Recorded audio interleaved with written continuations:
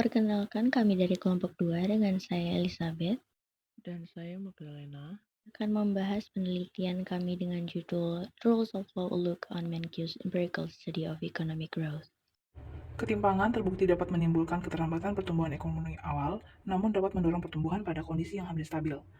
Rule of law dalam penelitian Bogart terbukti memiliki hubungan positif dengan pertumbuhan ekonomi yang semakin kuat dari waktu ke waktu. Tujuan dibuatnya makalah ini adalah untuk menguji interaksi antara ketimpangan dengan institusi terhadap pertumbuhan ekonomi menggunakan data terbaru, serta mengetahui variabel manakah yang memiliki pengaruh lebih besar terhadap pertumbuhan ekonomi. Tinjauan pustaka kami adalah dari Erdal Arbatli pada tahun 2017 dengan variabel Y Economic Growth, X1 Inequality, X2 Rule of Law, X3 Education, X4 Institutional Quality, X5 Openness to Trade Index. Dengan metode yang digunakan adalah OLS dengan menggunakan 100 negara dari tahun 1980 hingga 2010. Kemudian ada Ibrahim El-Badawi dan Sarah Enris pada tahun 2018 dengan variabel Y Economic Growth, X1 Rule of Law Index, X2 Inequality Index dengan menggunakan metode panel regression dan mengambil data dari tahun 1980 hingga tahun 2015. Selanjutnya adalah Wei Cui pada tahun 2017 menggunakan variabel Y Economic Growth, X1 Rule of Law, X2 Social Trust dengan menggunakan metode Ordinary Least Square atau LS dengan data yang diambil dari tahun 2001 sampai tahun 2009. Berikut adalah metode penelitian dan deskripsi data yang kami gunakan pada penelitian kali ini. Model yang kami gunakan adalah OLS untuk mengetahui korelasi pertumbuhan ekonomi dan aturan hukum. Pada penelitian ini terdapat 5 model persamaan yang dapat dilihat sebagai berikut.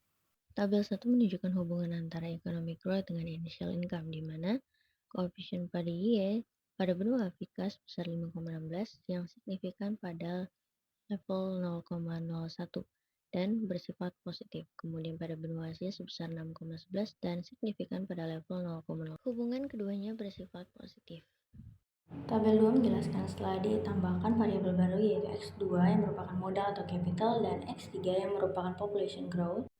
X1 memiliki hubungan negatif terhadap Y, yaitu sebesar minus 0,07 pada benua Afrika dan memiliki hubungan positif sebesar 0,04 pada benua Asia.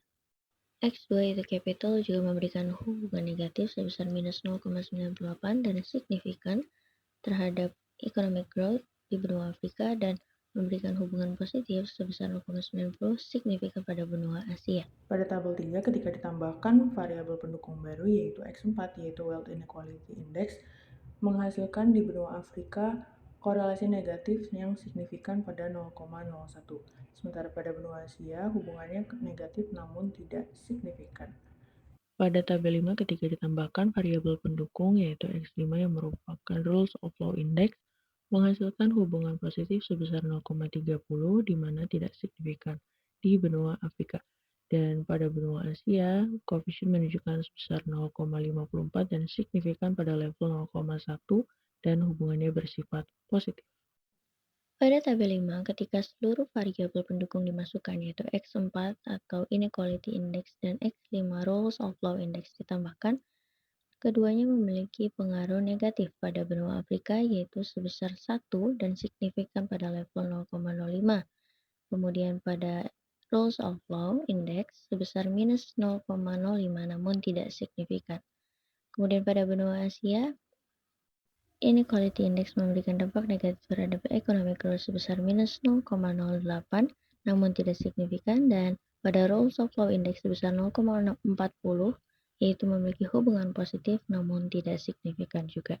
Hasil penelitian regresi yang kami lakukan kami kaitkan dengan penelitian sebelumnya yang menunjukkan bahwa ada hubungan positif namun tidak signifikan secara statistik antara pembentukan aturan hukum atau Rules of Law Index dan pertumbuhan ekonomi. Perubahan sampel dan penambahan variabel pendukung tidak berpengaruh terhadap hasil koefisien positif. Ketika digunakan sebagaimana mestinya, variabel pendukung seperti initial income, modal, atau capital tetap konsisten ketika digunakan dalam penelitian ini. Hasil ini mendukung argumen Ibrahim pada tahun 2018 bahwa rules of law yang kuat dapat mengurangi dampak inequality terhadap ekonomi growth.